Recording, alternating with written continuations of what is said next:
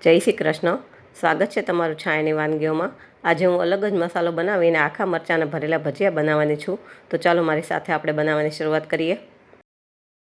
તેને માટે મેં 200 ગ્રામ મોળા મરચાં લીધા છે. આપણે આવા મરચાંની પસંદગી કરવાની છે કેમ કે આ મરચાં મોળા જ હોય છે.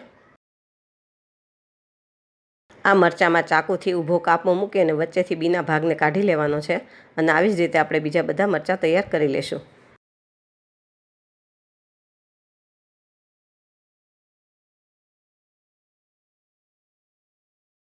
હવે આપણે મરચાંમાં ભરવાનો મસાલો તૈયાર કરશું.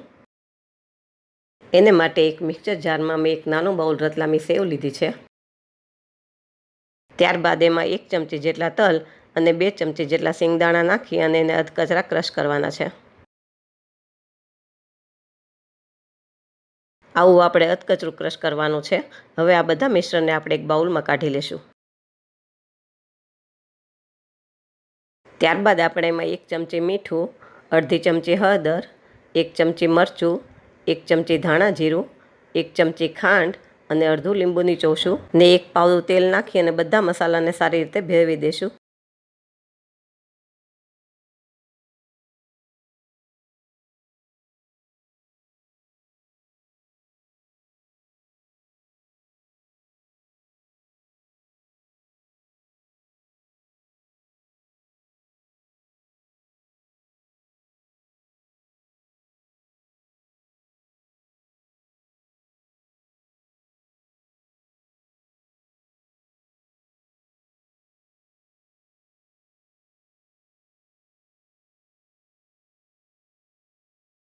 આમાં મેં 500 ગ્રામ બટેટાને મીઠું નાખીને 3 સીટી વગાડીને બાફી લીધા છે અને છાલ કાઢીને ઠંડા કરી લીધા છે. હવે આ બધા બટેટાને આપણે એક વાસણમાં હાથેથી છૂંદો કરીને નાખશું અને તમારે જો પોટેટો મેચરથી મેચ કરવા હોય તો એમાંય કરી શકાય.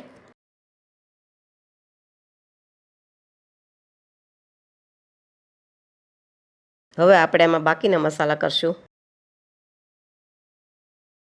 તો આપણે એમાં 1 ચમચી ગરમ મસાલો, 1 ચમચી વરિયાળી પાવડર, 1 ચમચી શેકેલું જીરું, 1 ચમચી અધકચરા ખાંડેલા ધાણા, 1 ચમચી આમચૂર પાવડર, અડધી ચમચી સંચળ પાવડર, 1 મોટી ચમચી આદુ મરચાંની પેસ્ટ, થોડી કોથમીર, 1 ચમચી મીઠું અને 1 ચમચી ધાણા જીરું નાખી અને બધા મસાલાને સારી રીતે મિક્સ કરી દઈશું.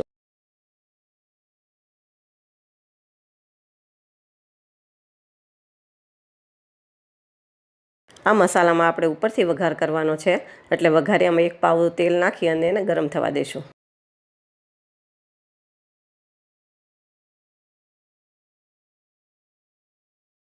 તેલ ગરમ થાય એટલે એમાં 1 ચમચી જીરું નાખીને જીરુંને તતડવા દઈશું.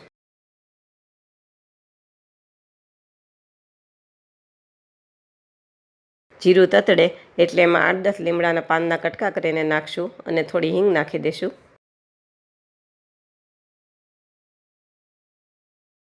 પછી ગેસ બંધ કરીને વઘારમાં અડધી ચમચી હળદર નાખી અને એને હલાવી લઈશું. આપણે વઘારમાં હળદર છેલ્લે એટલે નાખી કે આપણા મસાલાનો કલર સરસ પીળો આવી જાય અને હવે આ બધા મસાલાને આપણે મિક્સ કરી દઈશું.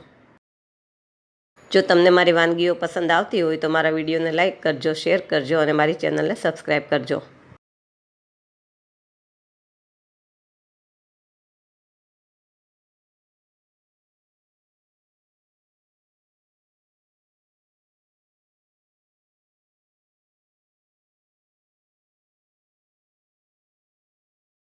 હવે આપણે આ મરચાંમાં પહેલાં અંદર ચારે બાજુ લસણની ચટણી લગાવવાની છે.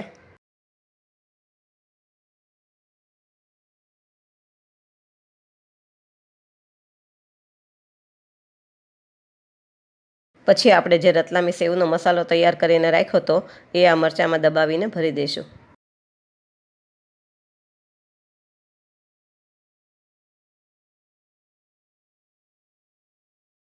હવે તમે જુઓ આપણે બધા મરચાંને અંદર લાલ ચટણી અને સેવનો મસાલો ભરીને તૈયાર કરી દઈશું.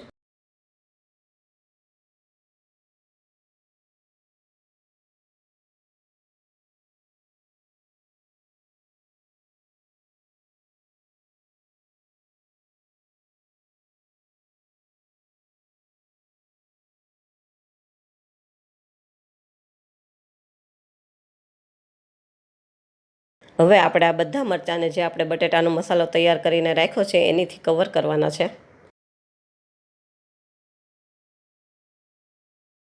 જો બટેટાનો મસાલો આવી રીતે ચારે બાજુ મરચાંમાં લગાવી દેવાનો છે.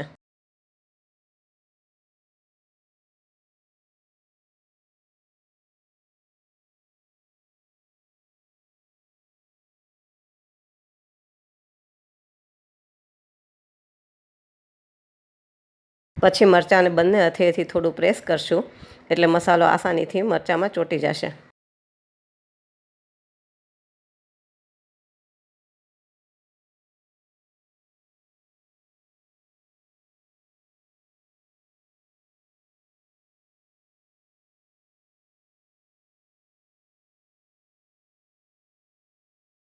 આવી રીતે બધા મરચાં તૈયાર કરી લેશું.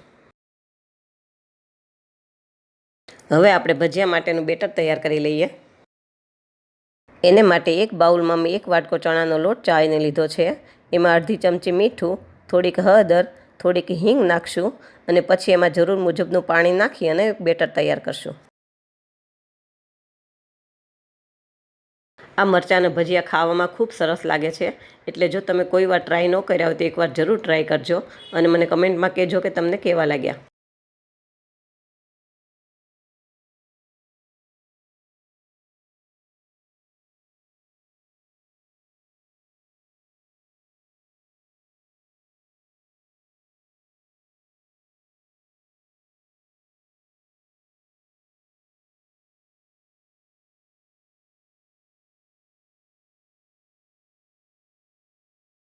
પછી એમાં અડધી ચમચી જેટલું લાલ મરચું નાખી અને એને હલાવી લેશું.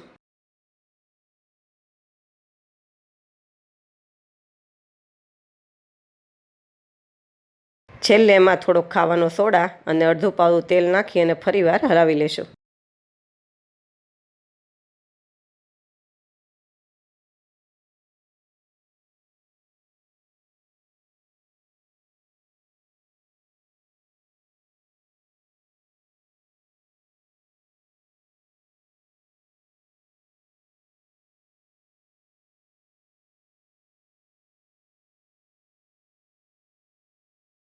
હવે આપણું બેટર તૈયાર થઈ ગયું છે અને તેલ પણ ગરમ થઈ ગયું છે, તો આપણે ભજીયા તળી લઈએ. હવે આપણે ભજીયાને બેટરમાં ડીપ કરી અને હવે હાથે તેલમાં મૂકી દઈશું.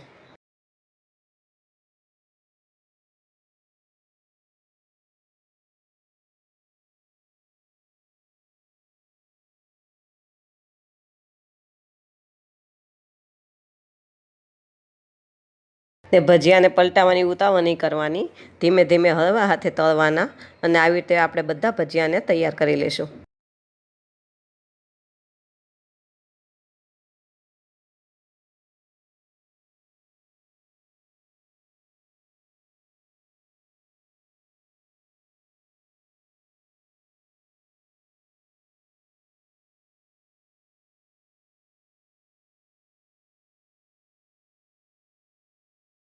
તૈયાર છે આપણા આખા મરચાંના ભરેલા ભજીયા.